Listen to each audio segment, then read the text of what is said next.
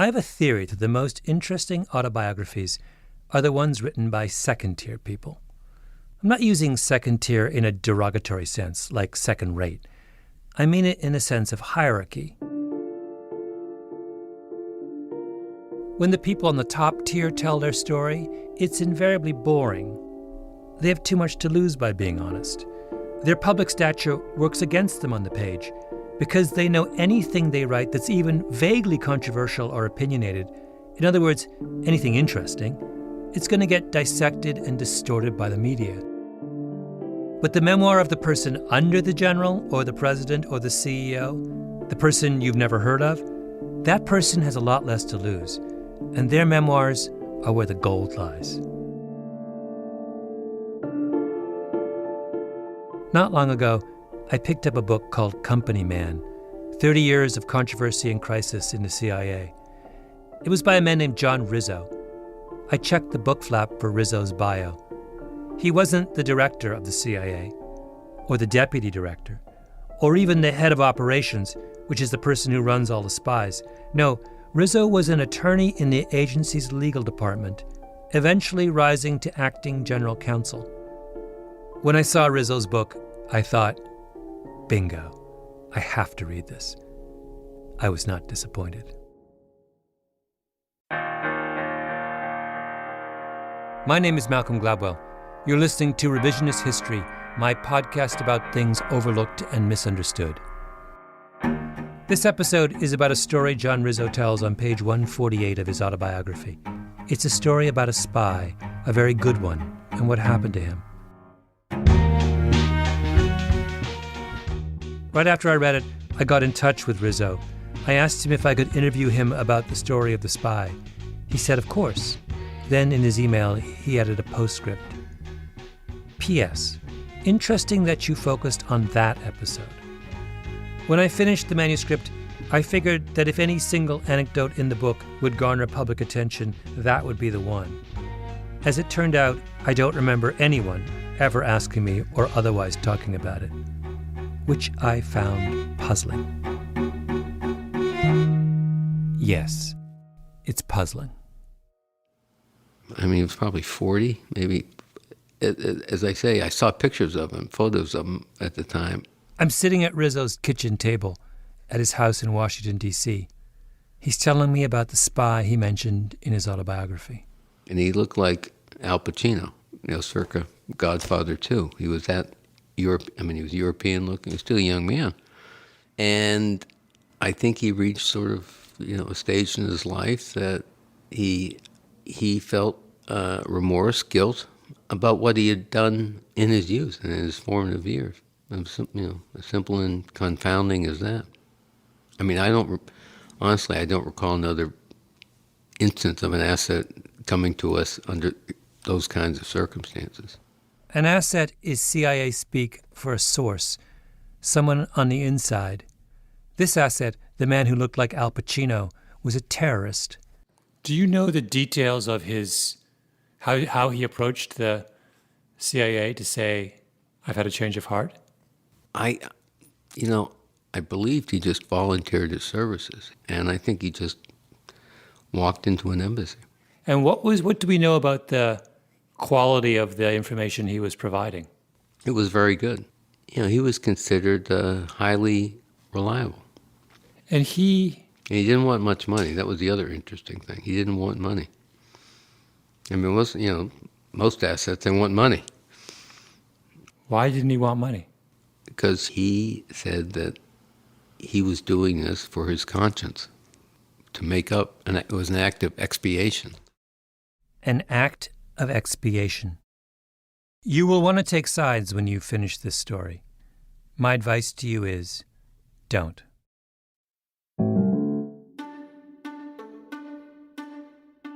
If you make a list of the greatest investigative reporters of the last generation, there's Bob Woodward at the top. There's Mark Bowden, who wrote Black Hawk Down, Seymour Hersh, who wrote for the New York Times for many years and then the New Yorker, Steve Cole, Jane Mayer. There's a guy who I sat next to when I first started my career at the Washington Post many years ago, Mike Isikoff, who was a bulldog. And somewhere in that top cluster of investigative reporters is Tim Weiner. He's one of the few journalists ever to have won both a Pulitzer Prize and a National Book Award. In the 1980s, Weiner worked at the Philadelphia Inquirer, and his first foreign assignment was covering the overthrow of the Filipino dictator Ferdinand Marcos. When Weiner came back, he convinced his editor to send him to Afghanistan, where the CIA was then secretly funding the Mujahideen in their battle against the Soviet occupation. I called up the CIA, which had and always has had a public information office. And I said, hey, I'm going to Afghanistan. I understand you people do country briefings from time to time for foreign correspondents. How about it? And he said, absolutely not, and hung up the phone. So off I went to Afghanistan. I had a jolly old time, came back, and I hadn't been back in Washington for more than a day when my phone rang.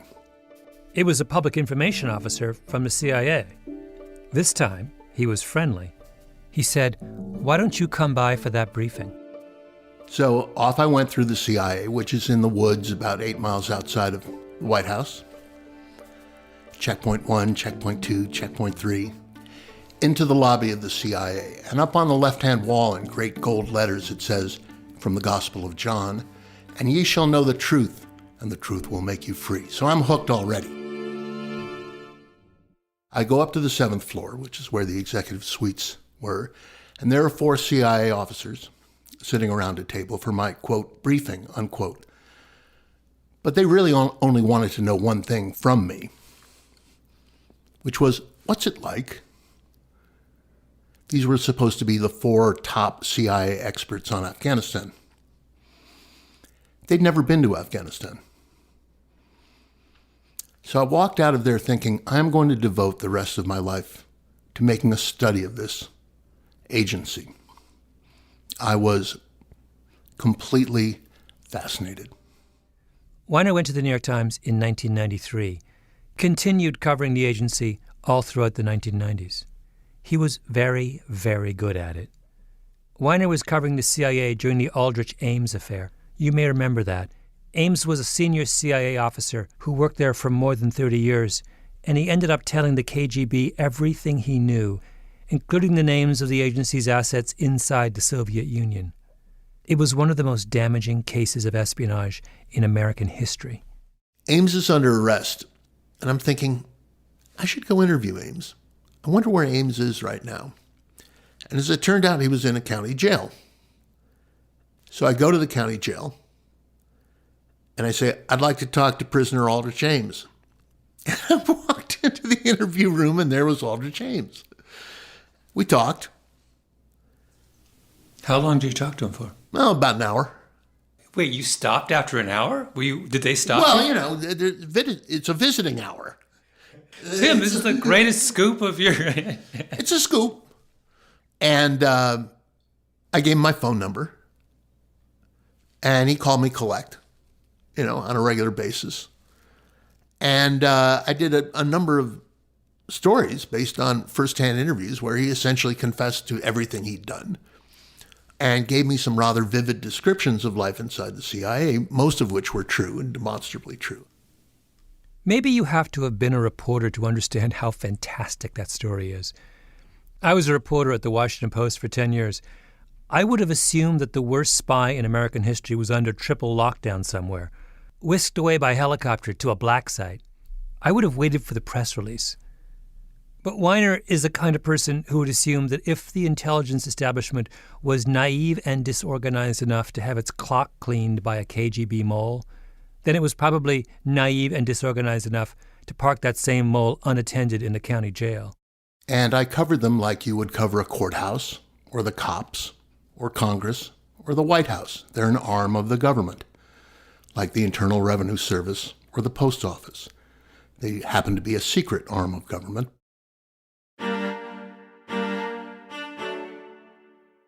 Weiner would later write a book called Legacy of Ashes. That's how he won his National Book Award. It's an amazing book, easily the best history of the CIA ever written. Some people within the agency thought that Weiner was biased against them, that in his reporting, and particularly in Legacy of Ashes, he went on too long about what the agency had done wrong, and that he said too little about what the agency did right. I understand why they think that way, but I'm not sure that assessment is fair. Weiner is not biased. He's aggressive. You only have to meet him to understand that. He has one of those big, square, impressive heads, barrel chest, the kind of self-confidence that you have to have if you're in his line of work. He's a kind of relentlessness about him. I can't remember how many times we talked on the phone and went back and forth in emails before he agreed to sit down with me. He kept it up for weeks, clarifying, probing.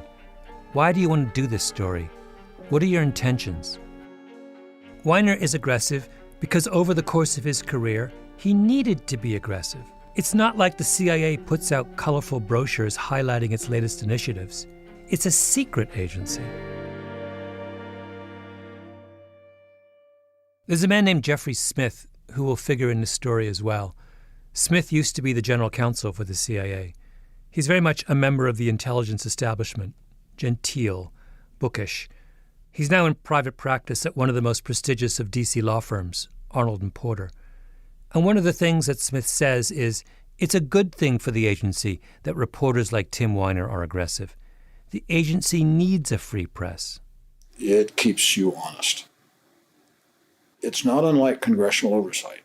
If any government agency is asked to do something or is considering something, the CIA, you have to think, this is probably something that is going to have to be reported to our two oversight committees. How are they going to react? And what happens if it leaks? How do we explain what we're doing? And that question comes up all the time. And without a press, it wouldn't come up. So CIA needs. Yes. Yeah. Does the CIA always remember that? In the ranks, some people don't see it that way. As you get more senior, you do see it that way. And the senior people have to explain to the younger people as they're coming up through the ranks why that's necessary. Why do we put up with a hugely powerful agency like the CIA, with a budget in the tens of billions, doing things we know very little about? Because we're confident that if the CIA does something truly evil or stupid, the press will find out and let us know. Weiner lives by this idea. He devoted his career to it. What does the CIA look like in the absence of a free press? It looks like the KGB. We have a uniquely American problem here, Malcolm. We're trying to run a secret intelligence service in an open, democratic society. The Russians don't do that. The Chinese don't do that. Not even the British do that. We need to have a constant tug of war between a free press, a cantankerous press, a skeptical press, and the powerful institutions of our government. But there are going to be arguments. Believe me, there were arguments. He's the world's most wanted man, the son of a wealthy Venezuelan lawyer. His profession is spreading terror worldwide. He has links with groups like the most notorious terrorist of the 1970s and 1980s was a man named Ilyich Ramirez Sanchez, also known as Carlos the Jackal.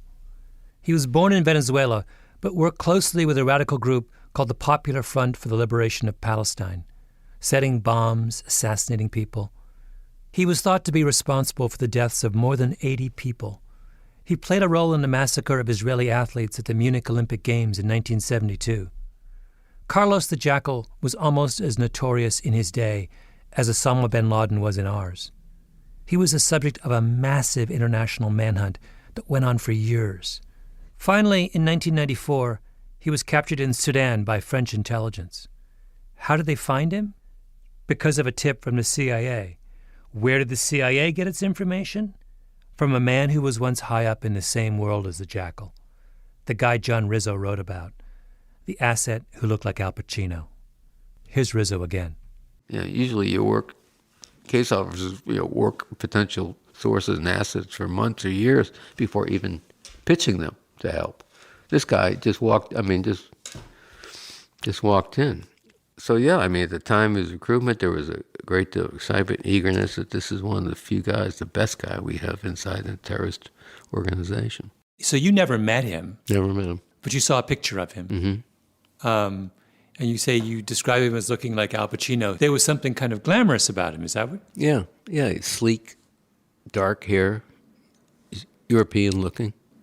I mean, he was not your jihadi. I mean, he was westernized. Al Pacino helped the CIA find Carlos the Jackal. But by the following year, the summer of 1995, the CIA found itself in crisis. The Aldrich Ames scandal had devastated the agency's reputation. What's more, the Cold War was over. And since the CIA was essentially created to fight the Cold War, lots of people in Washington, serious people, wondered if the United States even needed the agency anymore. Then all kinds of stories broke about shady characters the agency was mixed up with in Central America. Murderers, drug dealers. It was the last straw.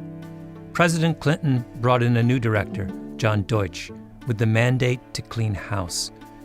Deutsch ordered what's called an asset scrub, a review of every spy, informant, and asset on the CIA payroll, with a specific emphasis on ethical considerations. As the CIA's general counsel, Jeff Smith was in the middle of it. Were there assets who had committed major felonies, human rights violations, or had attacked Americans? And so we added that dimension to the asset scrub that was currently underway. And one of the files the agency reviewed was that of Al Pacino. John Rizzo was Jeff Smith's deputy. He was in the middle of it as well. It was discovered that he had actually committed terrorist acts against Americans, bombings in Europe, and that he had wounded some with his bombs. I mean, obviously the intent was to kill them. Now that was somehow missed. Now, I don't know how it was missed or whether, frankly, it was just overlooked, but it should have been a red flag. You can imagine what some people inside the CIA thought of the asset scrub. The function of a spy service is to find out what the bad guys are doing. And the best way you find out what the bad guys are doing is to have another bad guy tell you, right? So why would you have a rule saying the CIA needs to be extra careful about hiring bad guys? But at the same time, there's a group that says, look, the agency is a mess. We might not have a future unless we clean up our act. We have to play by the rules. So what that meant was we belatedly discovered that we should have reviewed his record before entering into a relationship with him. And we should have actually gone to the law enforcement, the FBI, Department of Justice, at the outset, before we even began a relationship. And I would have been the guy to do it, was to go to justice at the outset. We did not do that. In the middle of all that hand-wringing, someone calls Tim Weiner. When do you first get wind of the retired terrorist? As I recall, in the late spring or early summer of 1995, I get word from inside the CIA that we have a problem here. And I begin to make inquiries. So somebody from inside the CIA, what is their motivation for telling you this? The CIA has screwed up. It has failed to inform the Justice Department that they have an asset on their books, a foreign agent who has, again, euphemistically, American blood on his hands. So why do they want to call the New York Times? To right a wrong.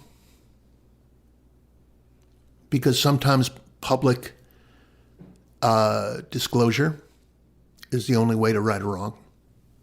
Do you think it's did they think it would be easier for them to fulfill their obligation to inform the Justice Department if there was a kind of leak of this fact first? There was a battle royal going on inside the CIA over the scrub. Mm-hmm. So Deutsch is pushing that, and within the agency, there's a considerable amount of pushback. So they're anticipating this is going to be a struggle. A considerable amount of pushback is an understatement. There was fierce opposition.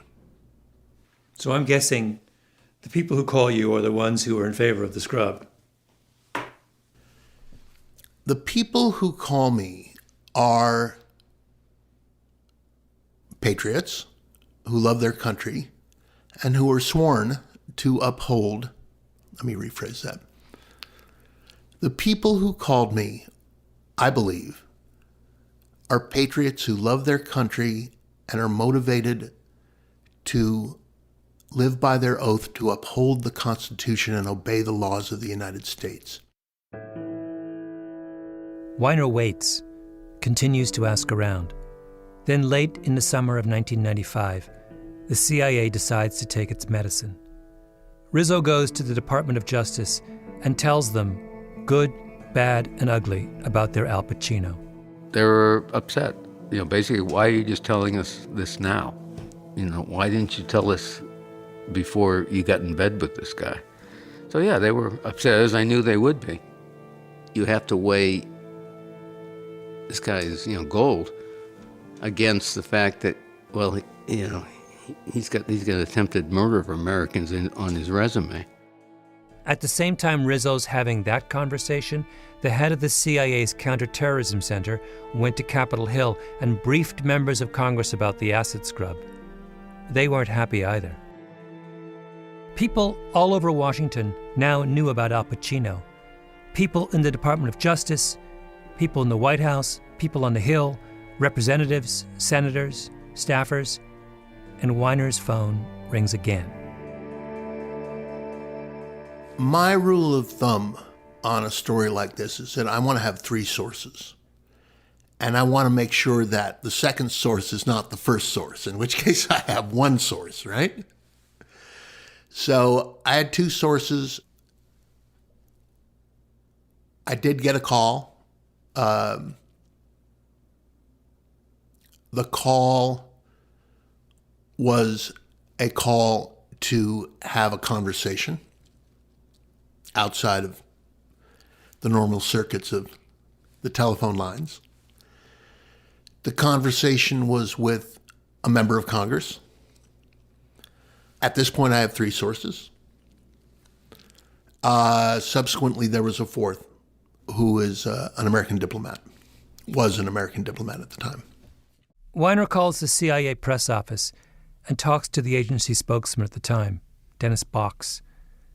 I met Box in a restaurant in Northern Virginia. And it was at that point where they said, this is not good. This is really going to put somebody at risk. And I said, well, let's invite him in and try to lay out for him, what the risk is.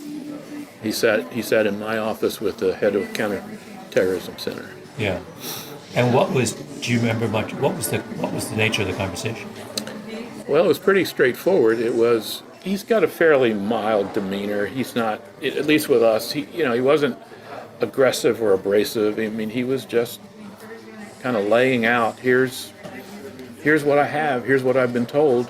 But it was the details of this particular asset that got our folks worked up. This particular asset, meaning Al Pacino. Box says the head of the Counterterrorism Center explained all the specific things that, if published, would put Al Pacino in danger. He tried to interest Weiner instead in a broader story about the asset scrub, which wasn't really a secret at that point. These kinds of conversations between reporters and government officials are not unusual. This is how Washington works. In the United Kingdom, there is something commonly known as a D notice, which is a government order issued to a media organization saying you shouldn't publish what you want to publish because it endangers national security. If this story were taking place in the United Kingdom, the minute Weiner called to say, I know about Al Pacino, the British government would have slapped a D notice on him. End of story. But the United States doesn't have D notices. It has a constitutional right to freedom of the press. So what happens instead is a negotiation. The reporter comes in, he or she gets briefed. Maybe the head of the CIA calls the editor of the Washington Post or the New York Times and says, look, we're really uncomfortable with this. Here's why. Just as I was writing this episode, the Washington Post reported that in a meeting with Russian officials, President Trump let slip some very sensitive intelligence from an ally. It was about the intention of Middle East terrorists to use laptops as bombs. Huge story. But if you read the initial news accounts closely, it's obvious that the reporters held some information back. They didn't tell us which American ally gave us that information. It seems like they knew the location of the spy, but they didn't tell us that either. This is what I'm talking about. Somewhere along the line, there was clearly a conversation between those reporters and the CIA, and the reporters listened and then said, we're going to disclose what we think is necessary to make the point about the recklessness of the president, but we're willing to withhold details that you tell us might damage national security. Jeff Smith says he's been involved in lots of these conversations, both on the government end and now on the media end, because he has media organizations among his clients. One of the things I fault the government on is too frequently the government just says, well, harm could result.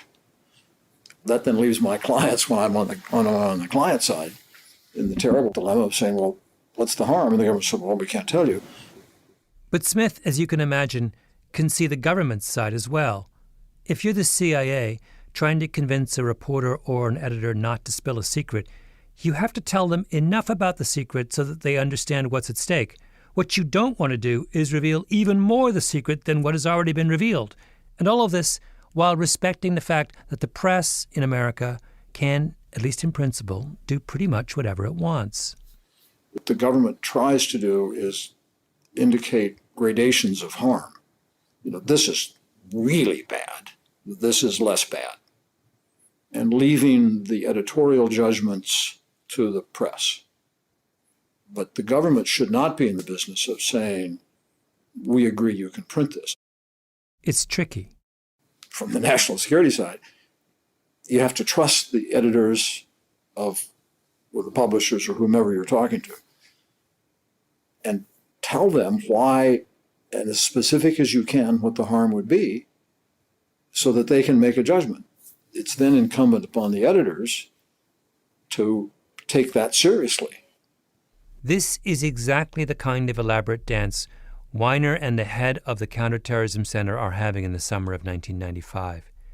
In Rizzo's book, he says that some of the things the counterterrorism chief told Weiner left him bug-eyed with shock. Weiner says that's nonsense, but the point is this: their conversation wasn't the CIA giving instructions to the New York Times. That's not how the balance between a free press and a clandestine service works. Did the counterterrorism chief say to you, don't mention this guy at all? It was a strong preference of the counterterrorism chief that certain identifying details that were known to me stay out of the public realm. And I agreed with that. I mean, what is the point of publishing the guy's country of origin, the intelligence service he worked for, the specific time and date and place of the attacks?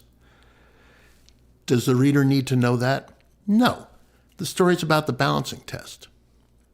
I knew who he worked for, I knew the specific time and place of the attacks, and I knew how grievous the attacks had been. Every detail of that was scrubbed of my own free will and volition from that story, based on my principle that I do not want to publish anything that can get anybody hurt.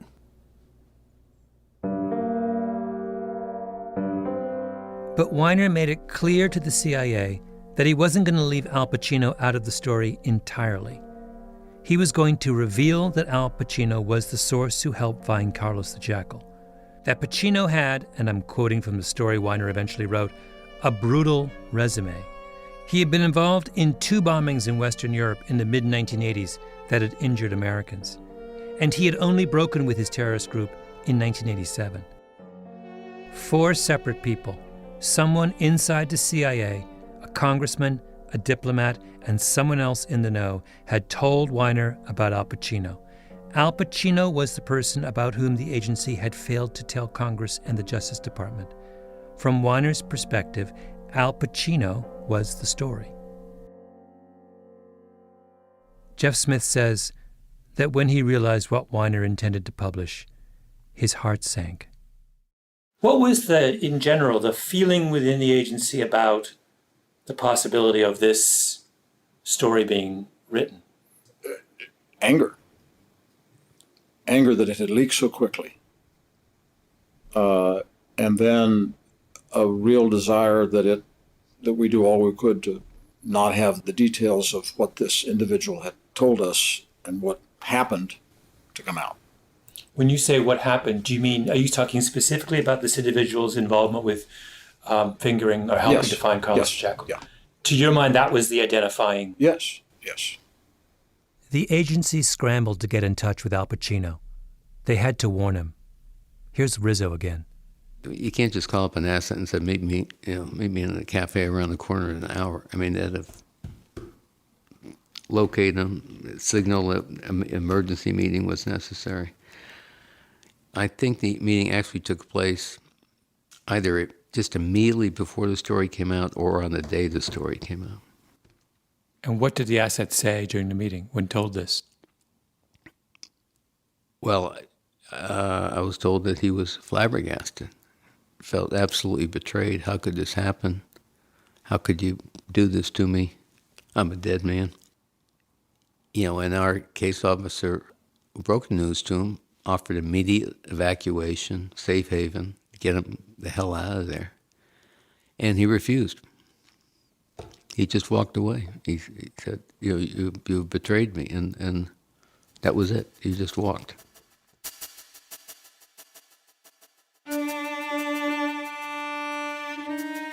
The story ran on August 21st, 1995, on the front page of the New York Times. CIA re-examines hiring of ex-terrorist as agent. It was also translated and ran in newspapers around the world. Al Pacino's case officer put a copy of the Greek version on his wall. And when the case officer was asked why, I'm told he said, "I do this because it is a reminder to all of us in this division about the consequences of breaking faith with your asset." One of the most famous of all New Testament stories is what happened to Saul of Tarsus on the road to Damascus. Saul was a strong opponent of the early Christian church. He persecuted the early Christians, the Bible says, beyond measure. He stood by and watched as one of the earliest of Jesus' followers, Stephen, was stoned to death. And then one day, on the road to Damascus, Saul had a vision of the resurrected Jesus and converted to Christianity. Saul became Paul, cornerstone of the early Christian church. Saul was allowed to become Paul. That's the point of the story of Paul's epiphany. He had been the sworn enemy of the early church, and then he said that he had changed his mind, that he regretted his previous acts, and he was forgiven. That idea that we are allowed to transform ourselves has been central to our culture ever since. The man we've been calling Al Pacino was a sworn enemy of the West. He helped plant bombs in Western Europe that killed and injured innocent people. And then he had an epiphany. He walked into an American embassy. He said, "I don't want money. I just want to atone for the evil that I have done." But in Al Pacino's case, we did not allow him to transform himself. The CIA went to Congress and the Department of Justice to confess they had hired an ex-terrorist with a terrible past, even though he was an ex-terrorist who only came to us because he had repudiated his terrible past. The Justice Department says, "Why didn't you tell us before you got in bed with this guy?" As if he were still the guy you would never want to get in bed with. The headline to Weiner's story says, "CIA re-examines hiring of ex-terrorist as agent," as if the central fact about Al Pacino was his past associations, his brutal resume, as Weiner put it. A resume is a list of accomplishments. But Al Pacino did not consider his past record an accomplishment. He wanted to repudiate it. That was the whole point of him walking into an embassy and offering us everything he knew. Remember what Rizzo said about why Al Pacino did not want money? He said he was doing this for his conscience. It was an act of expiation. Expiation is the act of making amends or reparation for guilt or wrongdoing. Atonement. He asked for atonement. We pretended to give it to him. Then we took it away. What's wrong with us? So what happened to Al Pacino? I think you can guess. Very soon after the New York Times story ran, he was killed by his former terrorist colleagues. They identified him. They tracked him down. When I said at the beginning that you would feel the urge to take sides and that you shouldn't, I was talking about this moment. We can argue all day about what is and is not an appropriate leak, or about who's to blame when negotiations break down between the government and the press over a sensitive story. But if you get too lost in picking a side in that argument, you lose track of Al Pacino, whoever he was, this man who risked his life for a country other than his own, asking only in return that he be granted absolution.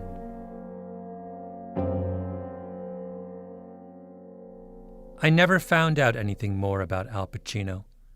There is apparently a long story about what happened to him and how he was killed, but it's still classified. The CIA people were only free to talk about Tim Weiner. Tim Weiner only wanted to talk about the CIA. I think there's a problem with that story, as Rizzo tells it, just as he thinks there's a problem with my story as published.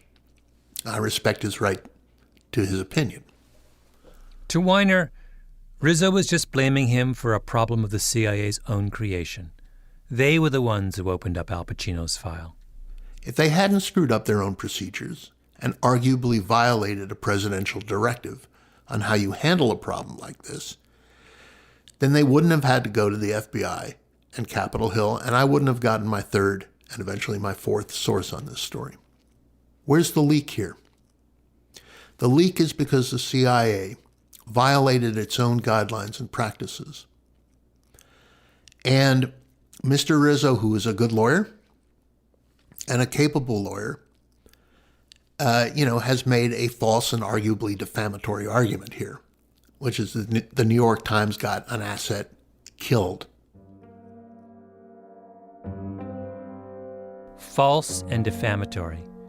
One side puts the front page of the New York Times up on the wall.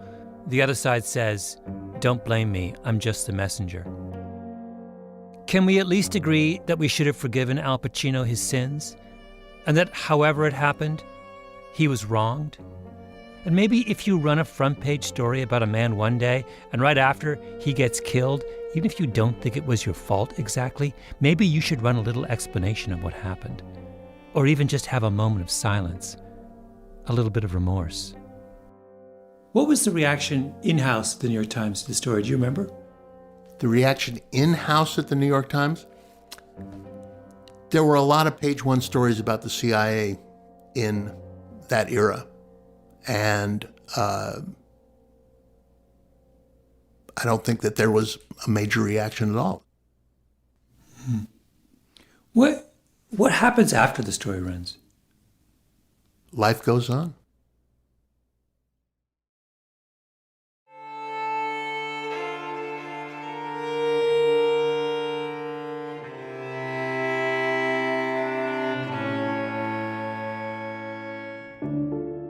Revisionist History is produced by Mia Lobel and Jacob Smith with Camille Baptista, Stephanie Daniel, and Xiomara Martinez-White. Our editor is Julia Barton. Flawn Williams is our engineer. Original music by Luis Guerra. Special thanks to Andy Bowers and Jacob Weisberg at Panoply. I'm Malcolm Gladwell.